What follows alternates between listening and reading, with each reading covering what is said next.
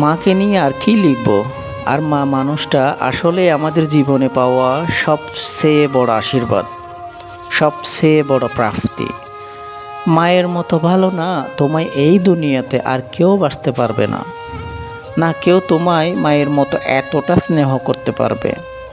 তোমার হাজারো জেদ, তোমার হাজার অভিমান যাই করো না কেন, তবু সেই মাই তোমাকে বলবে, কি রান্না করব, কি খাবি খোকা?